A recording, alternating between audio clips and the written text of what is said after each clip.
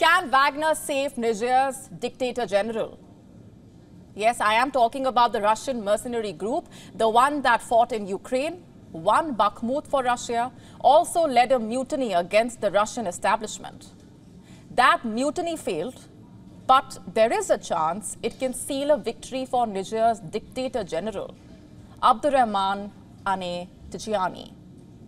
This man, he declared himself the head of state on the 28th of July, less than 10 days after Niger's elected president was captured by the military there.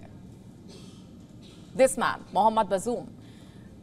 Ever since things have only gone from bad to worse, Niger has been cut off from the regional bloc. Nigeria has cut off electricity supply to Niger.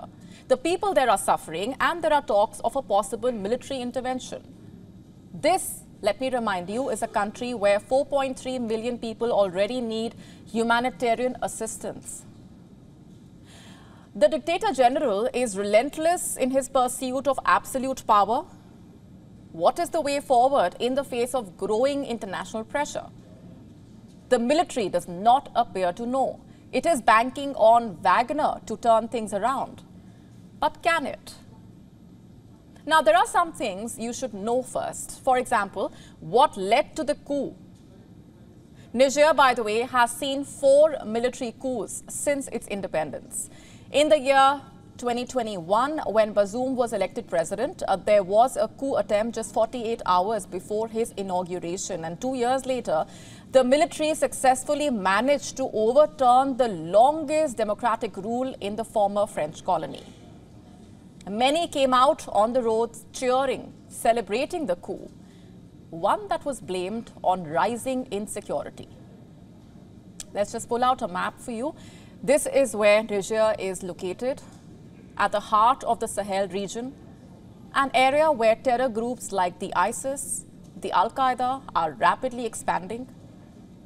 In the pretext of fighting terror, several countries have sent troops to Niger in the last few years. France, for that matter, has around 1,500 troops in Niger. The US, over 1,000 troops across 2 bases.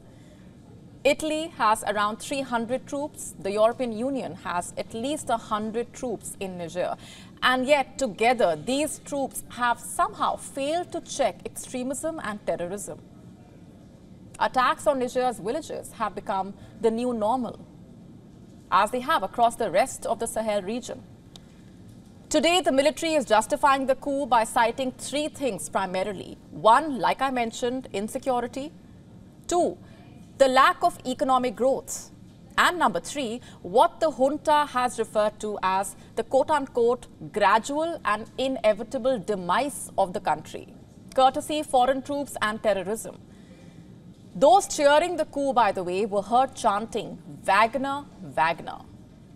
This was thousands of miles away from Russia or the front lines of the Ukraine war. What role could the Wagner possibly have in Africa, you wonder? Now, those who watch this show regularly already know the answer. The Wagner mercenary group has been a household name in the Sahel region for a while now. It won't be wrong to call Wagner the face of Russia's ambitions in the global south. Wagner, after all, provides security in Mali, even Burkina Faso. It is working closely with the government forces, occasionally trading its military support for lucrative contracts, especially in the diamond mining industry. And today, Wagner not just has private troops in the Sahel region, but also contractors and shell companies.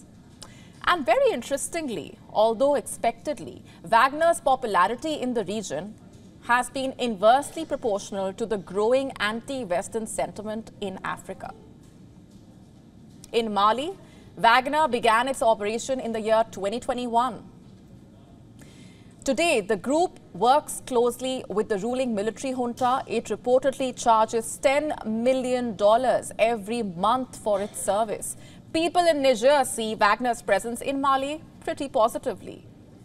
But do they want to replicate a similar junta Wagner engagement in Niger as well? The junta clearly does not mind.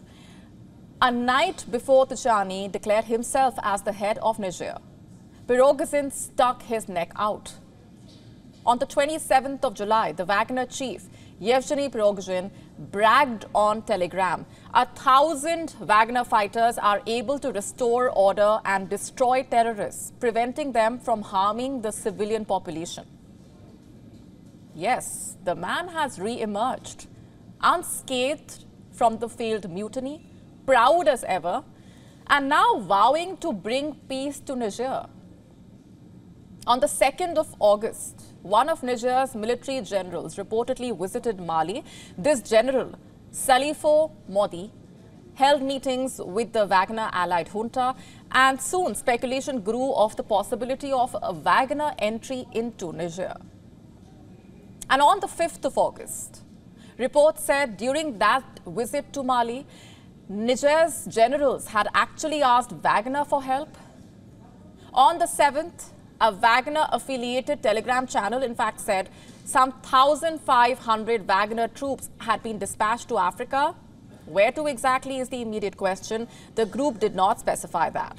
And then Prigozhin uploaded a message on Telegram. I'm quoting from it. "We are always on the side of the good, on the side of justice, and on the side of those who fight for their sovereignty and for the rights of their people." In other words, we are with the military junta of Niger. Whether or not we are already physically present in the country is none of your business. The US Secretary of State, Antony Blinken, is hell-bent on telling the world that the Wagner is not a force for good and that it is actually taking advantage of the situation in Niger. I'm quoting, "I think what happened and what continues to happen in Niger was not instigated by Russia or by Wagner, but they tried to take advantage of it." This is what Blinken told a British media network, adding, I'm quoting, "Every single place that this Wagner group has gone, death, destruction, and exploitation have followed." Now that's pretty rich coming from the US. Afghanistan, Iraq, Vietnam, it's a long, long list and a story for another day. Anyway, this is where things stand as of now in Niger. The ECOWAS, or the Economic Community of West Africa States, had given a deadline for the junta to stand down and also restore the president, Bazoum. That deadline, by the way, expired on the 6th of August. Niger has now closed its airspace. Will ECOWAS intervene? And if yes, in what way? That decision will be taken at a meeting tomorrow. Meanwhile, the Wagner group seems to be the junta's best bet. The group has proven itself on the front lines of Ukraine. Militarily, Wagner will be able to guarantee power to the junta. It will also be the vehicle for Niger's junta to work even more closely with their counterparts in Mali, Burkina Faso, Russia. Via Wagner will also be happy to play the role of a protectorate. But here's the thing.